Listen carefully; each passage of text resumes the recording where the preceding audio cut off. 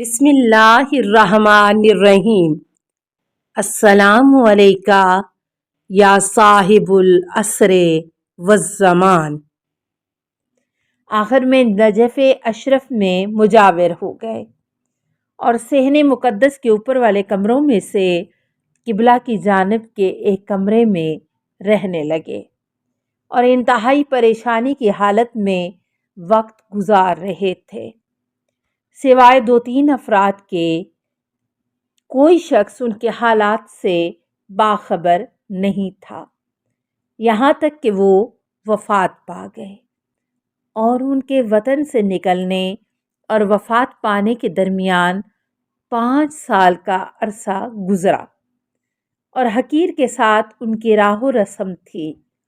انتہائی پاک دامن، باحیا کانے تھے، عزاداری کے زمانے میں حاضر ہوتے اور کبھی دعاؤں کی کتابیں عاریتاً لیتے، اور چونکہ اکثر اوقات سوائے چند دانے کھجور اور صحن شریف کے کنویں کے پانی کے کسی چیز پر قدرت نہیں رکھتے تھے، لہٰذا وسعت رزق کے لیے عدیہ معصورہ پر مواظبت و پابندی تام رکھتے تھے، گویا کوئی دعا کم ہی ہوگی جو ان سے چھوٹی ہو، اور رات دن مشغول رہتے۔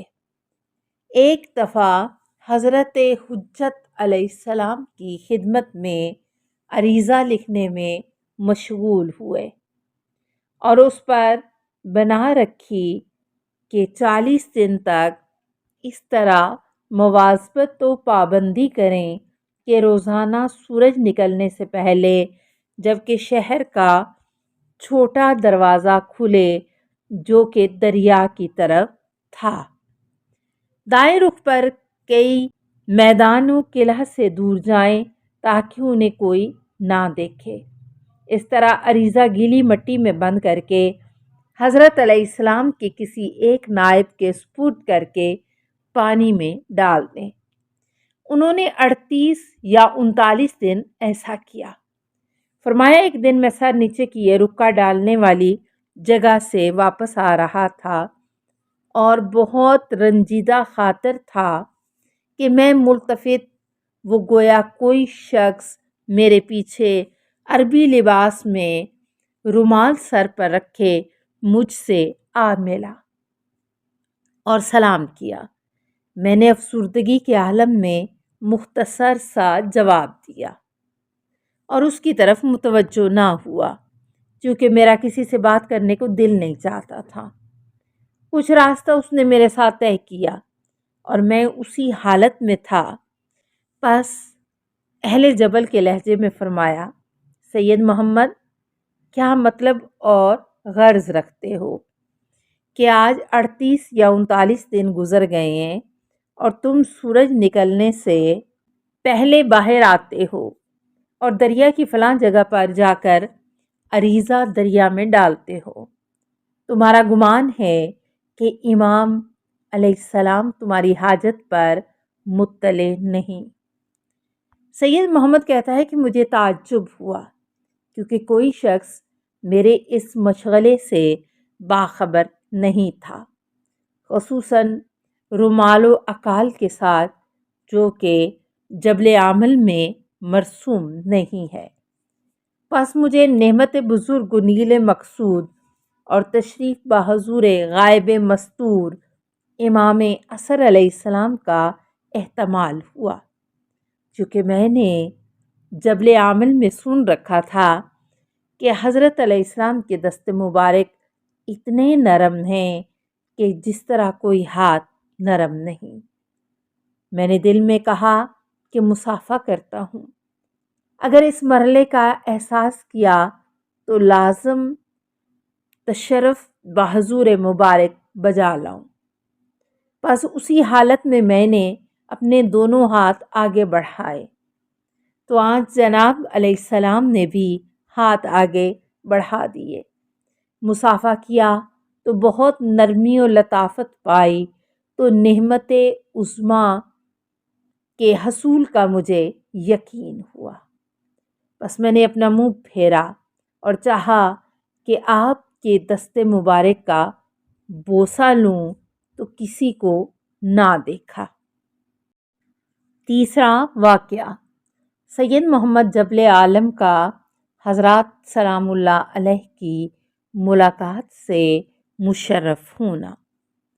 نیز عالم صفی سید متقی مذکور نقل کرتے ہیں کہ جب میں مشہد مقدس رضوی میں مشرف ہوا تو باوجود نعمت کی فراوانی کے مجھ پر سخت وقت گزر رہا تھا۔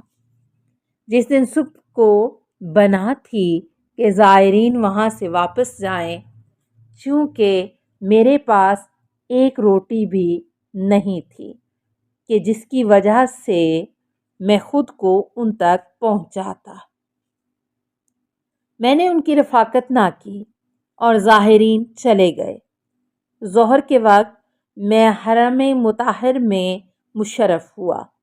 نماز فریضہ ادا کرنے کے بعد میں نے دیکھا کہ اگر خود کو ظاہرین کے ساتھ نہ ملاؤں تو دوسرا کوئی قافلہ نہیں، اور اگر اس حالت میں رہ جاؤں تو جب سردی آئی تو میں تلف ہو جاؤں گا۔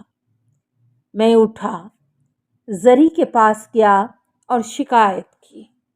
افسردہ دلی کے ساتھ باہر نکلا اور دل میں کہا کہ اس بھوک کی حالت میں باہر جاؤں گا، اگر مر گیا تو راحت و آرام مل جائے گا، ورنہ خود کو قافلہ تک پہنچا دوں گا۔ شہر کے دروازے سے باہر نکلا، راستے کا متلاشی ہوا۔ مجھے طرفین کی نشاندہی کی گئی ہے۔ میں بھی غروب تک چلتا رہا لیکن کہیں نہ پہنچ سکا۔ میں سمجھ گیا کہ راستہ بھول گیا ہوں اور میں بے پایاں بیابان میں پہنچا کہ جس میں کوڑتما کے علاوہ کوئی چیز نہیں تھی۔ بھوک پیاس کی شدت سے تقریباً 500 کوڑتمے میں نے توڑے کہ شاید ان میں سے کوئی تربوز ہو، کوئی بھی نہ تھا۔ جب تک فضا روشن تھی میں اس بیاباں کے اطراف میں گھومتا رہا کہ شاید کوئی پانی یا گھاس مل جائے۔ جب میں بالکل مایوس ہو گیا تو موت کے لیے تیار ہو گیا۔ اچانک ایک اونچی جگہ مجھے نظر آئی۔ وہاں گیا تو مجھے پانی کا چشمہ نظر آیا تو تعجب ہوا کہ بلندی پر یہ پانی کا چشمہ کس طرح ہے۔ شکر خدا بجا لایا اور اپنے آپ سے کہا کہ پانی پی کر وضو کر کے نماز پڑھ لوں، تاکہ اگر میں مر جاؤں تو نماز تو ادا کر چکا ہوگا۔ نماز عشاء کے بعد فضا تاریک ہو گئی اور تمام صحرا جانوروں اور درندوں سے پر ہو گیا اور ہر طرف سے عجیب و غریب آوازیں سنی کہ جن میں سے بہت سی آوازیں میں پہچانتا تھا، مثلاً شیر، بھیڑیا، کچھ جانوروں کی آنکھیں دور سے چراغ کی طرح نظر آئیں۔ مجھے وحشت ہوئی چونکہ مرنے کے علاوہ کوئی چیز باقی نہیں رہی تھی اور بہت تکلیف جھیلنی تھی۔ میں قضاء و قدر پر راضی ہو کر سو گیا۔ جب بیدار ہوا تو چاند کے نکل آنے کی وجہ سے فضا روشن ہو چکی تھی اور آوازیں بند ہو چکی تھیں اور میں انتہائی کمزوری اور ضعف کی حالت میں تھا کہ ایک سوار اچانک نمودار ہوا۔ میں نے دل میں کہا کہ یہ سوار مجھے قتل کر دے گا کیونکہ وہ لوٹ مار کے درپے ہوگا اور میرے پاس کچھ بھی نہیں، بس وہ غصے میں آ کر مجھے زخمی کرے گا۔ پس قریب پہنچ کر اس نے سلام کیا تو میں نے جواب دیا اور مطمئن ہو گیا۔ فرمایا کیا کر رہے ہو؟ میں نے کمزوری کی حالت میں اپنی کیفیت کی طرف اشارہ کیا۔ فرمایا تیرے پہلو میں 3 خربوزے پڑے ہیں، کھاتا کیوں نہیں؟ میں چونکہ تلاش کر چکا تھا اور تربوز سے مایوس ہو گیا تھا۔ میں نے کہا مجھ سے مزاح و تمسخر کرتے ہو، مجھے اپنی حالت میں رہنے دو۔ فرمایا پیچھے کی طرف دیکھو۔ میں نے پیچھے کی طرف دیکھا تو ایک ٹوکری دیکھی جس میں 3 خربوزے بڑے بڑے تھے۔ فرمایا ان میں سے ایک کے ساتھ بھوک مٹاؤ، ایک میں سے آدھا صبح کو کھا لینا اور 1.5 خربوزہ اپنے ساتھ لے لینا اور اس راستے سے سیدھے روانہ ہو جاؤ۔